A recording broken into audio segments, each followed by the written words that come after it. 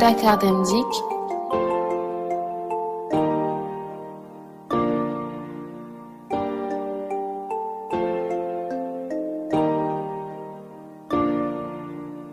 yombal na dem beeg dikk bi ci réew mi waaw waaw Dakar Dem Dikk un service de qualité en toute sécurité askan bi la yitte Dakar Dem Dikk Dakar Dem Dikk Sénégal Dem Dikk AIBD Dem Dikk Afrique Dem Dikk moo melu askan wi la Dakar Dem Dikk fa yallu yomb dox sa soxla ci karange na ko bëgge ay ca yox la ñu dee Dakar Dem Dikk yombal na dem beeg dikk bi ci réew mi waaw waaw Dakar Dem Dikk un service de qualité en toute sécurité askan bi la yitte Dakar Dem Dikk. Nous sommes avec le directeur général de Dakar Dem Dikk, Monsieur Omar Boun Khattab Silla. Monsieur Omar Boun Khattab Silla, vous avez procédé aujourd'hui à la visite des différents sites de Dakar Dem Dikk. Quelles sont vos impressions? Alors je vous remercie. Nous avons en réalité procédé à la visite de quelques sites, si à la capitale du Sénégal, Dakar.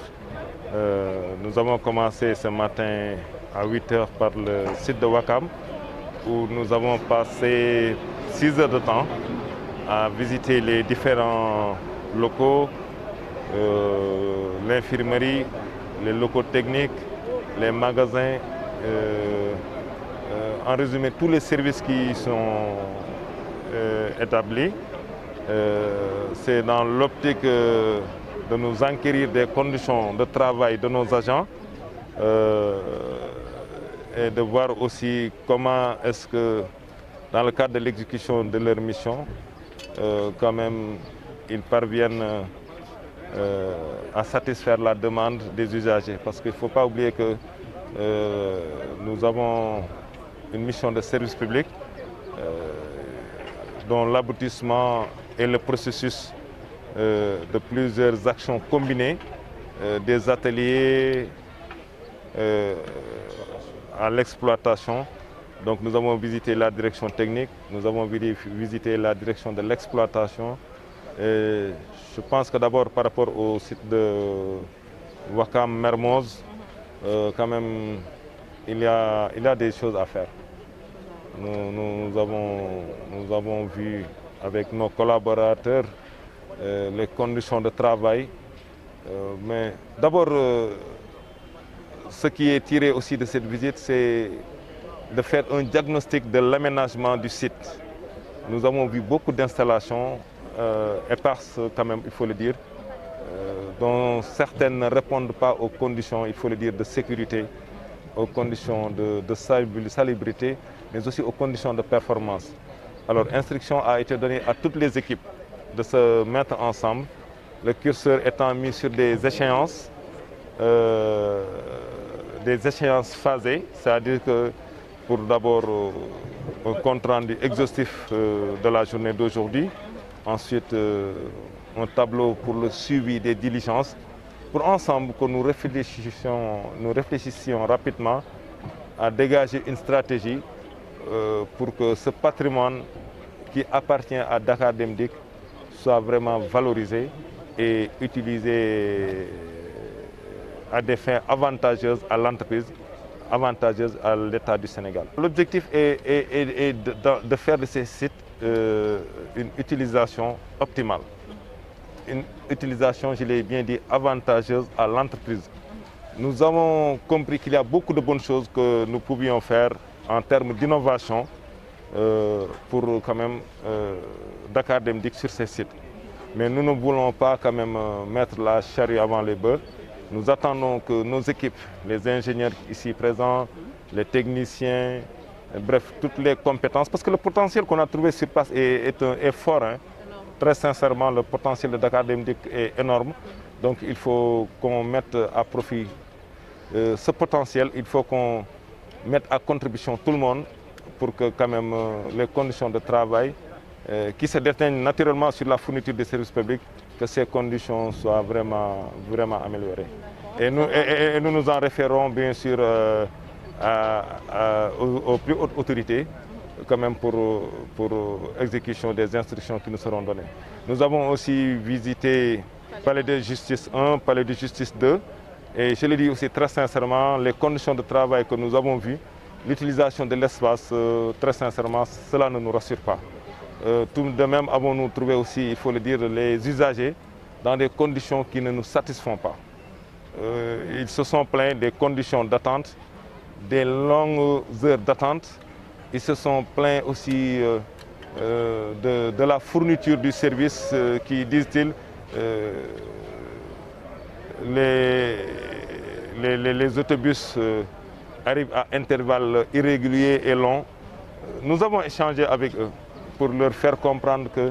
l'instruction de la plus haute autorité est de travailler à assurer de bonnes conditions de travail aux agents, mais aussi une fourniture de services publics de qualité. Nous sommes ici aussi à Lat Dior où nous avons vu aussi que les conditions ne sont pas des meilleures et nous pensons devoir travailler avec le CETUD, le Conseil exécutif, l'AOT, le CETUD c'est l'autorité organisatrice des transports, échanger avec le CETUD,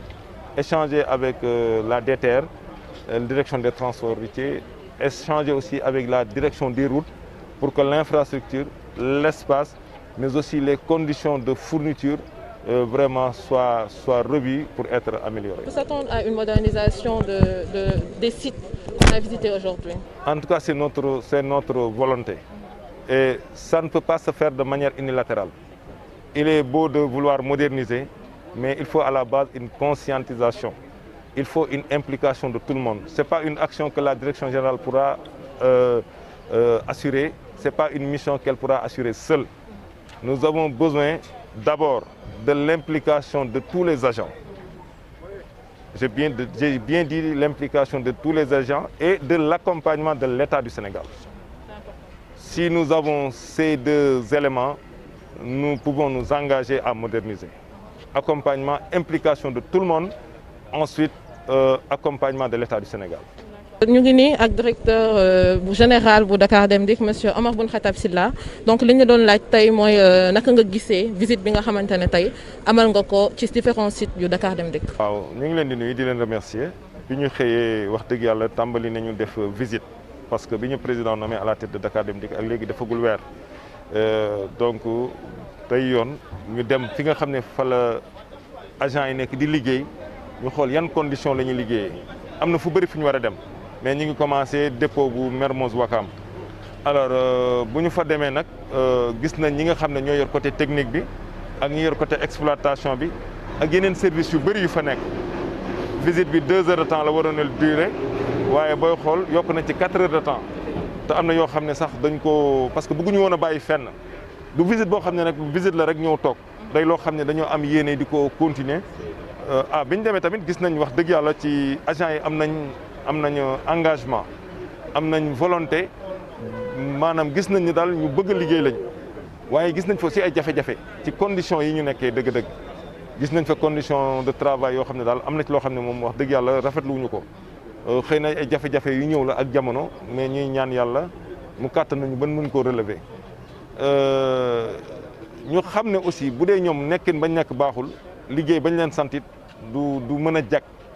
moo tax ñu bëggoon xam le ne visite bi liñ ci wut mooy xool condition de travail yi ak aussi nan lañ mën a defee ba nga xam ne Dakar Dem Dikk nga xam ne dafa am solo trop ci wàllu transport ci Dakar ak ci Sénégal mu mën a jouer rôle am bu gën a baax yàgg nañ fa waxtaan nañoo ak ñoom am na ay instructions yu ñu joxe te gëm nañ ne site la boo xam ne déjà war nañ ko mën a defal aménagement bu baax boo xam ne bu xereñ lay doon bu ànd ak jamono ba pare sax di gàttandu ëllëg maanaam lu moderne loolu nag pour mu mën a ne damaa bëgg a wax ju leer benn loxo du tàcc ñëpp dañ ci dugal seen loxo muy agent yi muy état bi nag bëgg-bëgg président de la république mooy Dakar Dem Dikk gën a taxaw kon ñun luñ ko war a informer rek dañ ko ci informer ndax xam nañ yéeneem ci Dakar Dem Dikk xam nañ yéeneem ci réew mi biñ fa jógee aussi dem nañu palais de justice 1 ak 2 wax dëgg yàlla conditions yi ma fekk agent yi baaxul conditions yi ma fekk moom wax dëgg yàlla baaxul conditions yi ma fekk usagers yi aussi muy sénégalais yi lu ñu war a xoolaat naaj ba bëri na poussière ba bëri na ay douche amu fa nekkin wa daal gëm naa ne lu ñu war a defaraat la loolu nag li may wax rek président li mu mën mooy domaine bu ne mu xool ñoom wóolu mu ñu jiital leen fa ñooñu war a doxal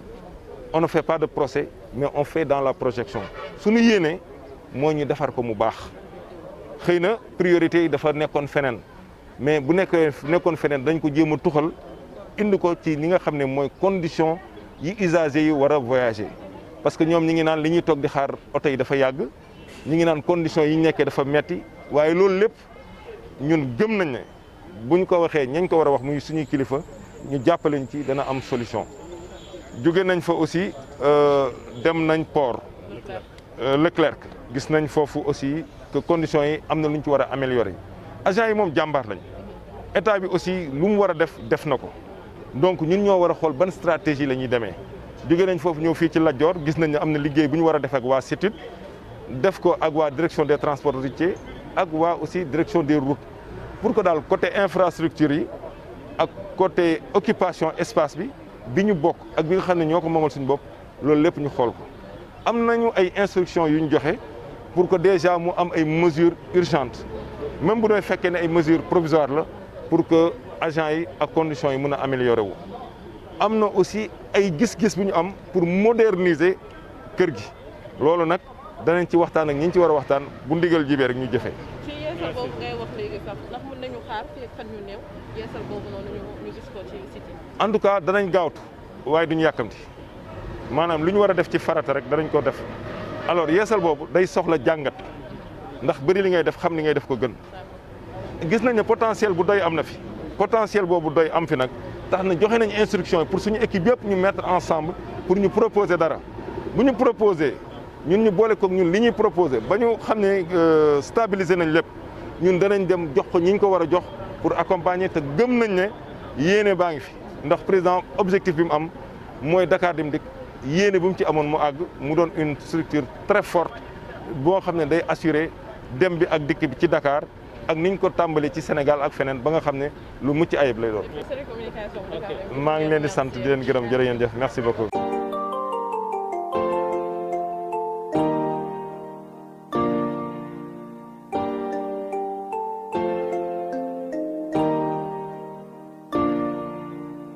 yombal na dem ak dikk bi ci réew mi